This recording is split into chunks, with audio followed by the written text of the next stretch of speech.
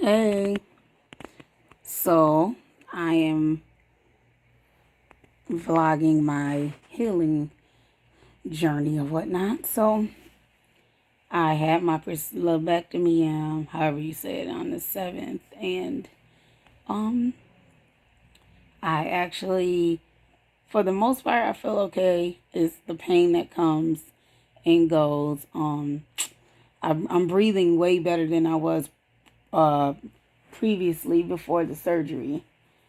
Uh, it's just hard, the healing process because, people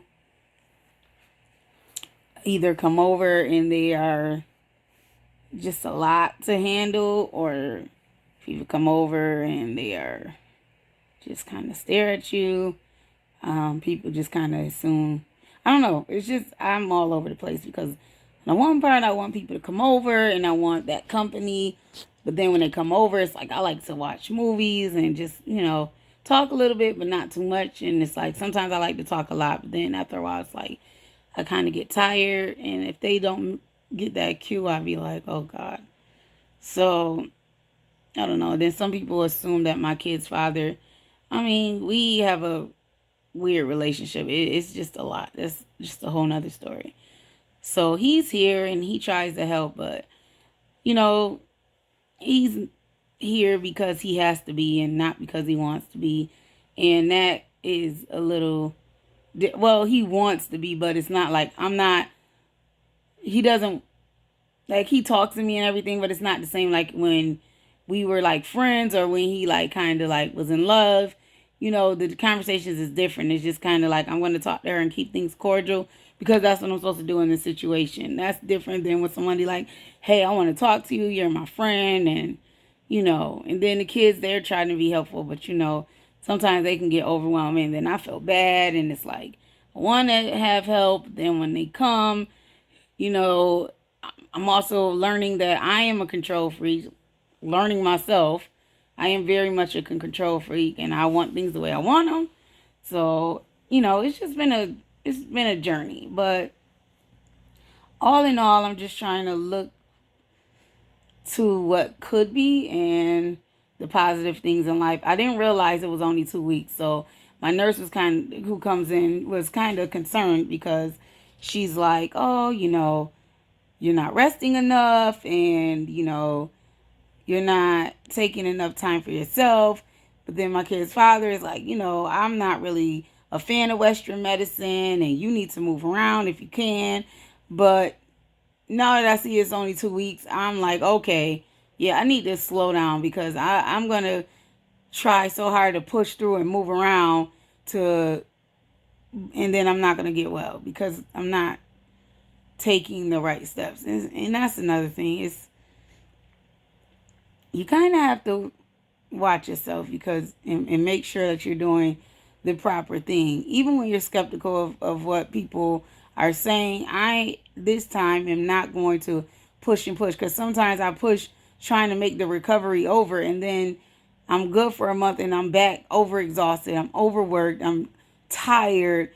I'm just whatever. So it's just been hard to kind of get that going. And I'm just learning a lot about my relationships, about myself, about things that I want to do because this time I'm taking things seriously. This time I'm like, you never know when life is going to be over. So it's like you just got to look at things a totally different way. So I'm excited about my journey. Um, I'm excited about the new confidence that I'm going to have. And if I feel like I'm not feeling confident, I am willing to fake it till I make it. And, I'm a little nervous. I have my appointment on the 30th to see, whether this is going to be it or if I have to do any like radiation or chemo. But I've been praying and believing like this is it. And I'm just, I'm just ready and excited for trips and to get in the gym and to take walks. And I haven't been able to do these things in years for one reason or another. And sometimes, and to change my environment. That is something that I need to do. I said on a video before about not knowing the time and the place for different people, and I'm gonna have to learn that. That's gonna be a journey, because some things need to be about fun. Sometimes people need to be able to give as much as they take. Um, and to understand, like, if you have a friend that's an alcoholic, don't bring them alcohol. If you have a friend that has a problem with weed, don't bring them weed. If you have a friend that's obese, don't bring them a bunch of cookies and snacks. That kind of thing will have to be, and you don't have to be rude about it, but it's like, man, I'm noticing people have gotten so much into their toxic behavior, toxic relationship, toxic everything, that they don't know. Like, I'm a subtle person.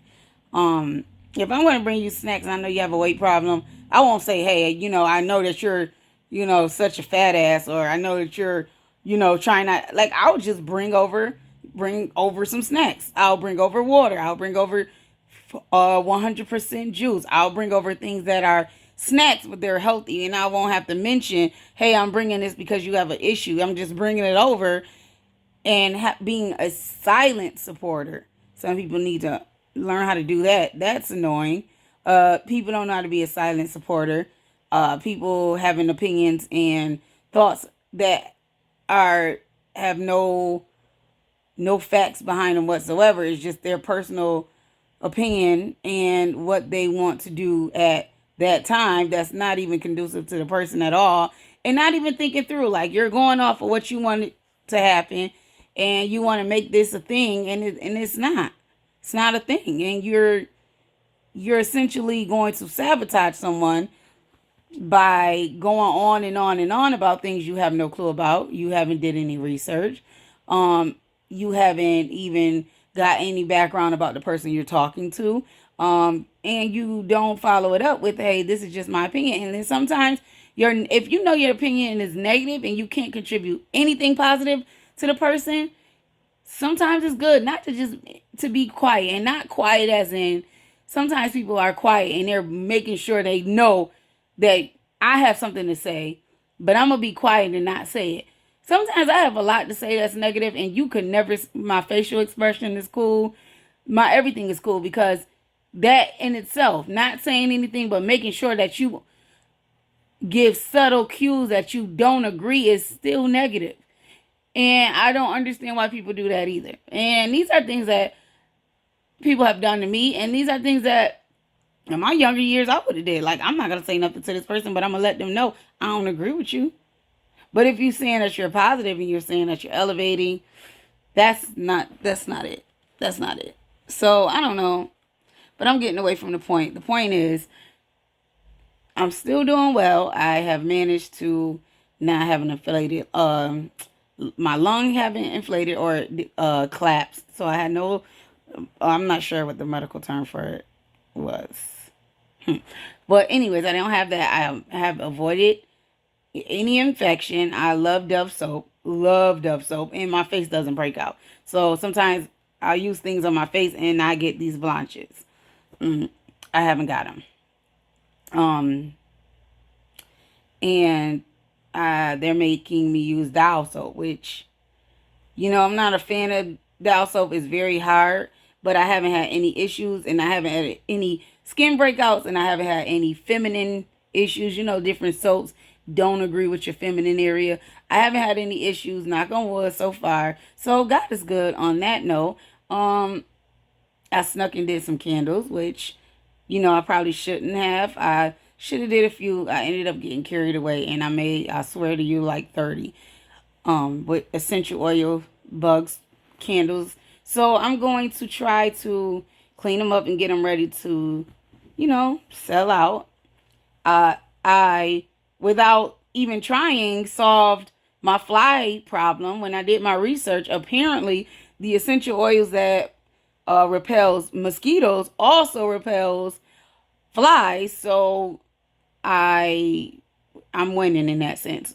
So hopefully I sell some and all is well, and I'll get back to look back at these videos and say, hey, I remember those times when I was just so, not sure of how things were going. Because you never know. I don't know how long it's going to be before I can, at this point I have to reapply. I was a phlebotomist for about 4 years, 3, 4 years. So I don't know if I can do that. I'm trying to get back in school, and that's going to be a process. So until then, and until I get those things done, I want to try to just make my shirts and my candles and glasses and stuff. Just things that I can do at home. And if I feel overwhelmed, I can sit down. Those kind of things. But yeah, I'm just tracking my journey because I feel like that was one thing I wish my mom did was track her journey. Just her wisdom was so phenomenal. Even my grandmother, she's passed as well. Some of the things they will just tell you, but they weren't camera people. But yeah, they weren't like that. But yeah, I just wanted to put my journey out there, and I guess I'm gonna try to do this once a week. So I'll come back on next Wednesday, which will be my 3 week mark. And hopefully I have good news. And I guess my only trip for the summer that I want to try to get to is Atlantic City. Haven't been there since I was a kid. My mom and my sister's dad, Clarence, we all went to Atlantic City. And I want to do that again with my kids. So, I mean, their dad too. I mean, if he don't want to come, that's fine too. But I doubt it. He loves the trip. That's one thing he will stay consistent on. But if I do, I will be documenting that journey. Well, Z will. This is Z and me. But, all right. Thanks for listening.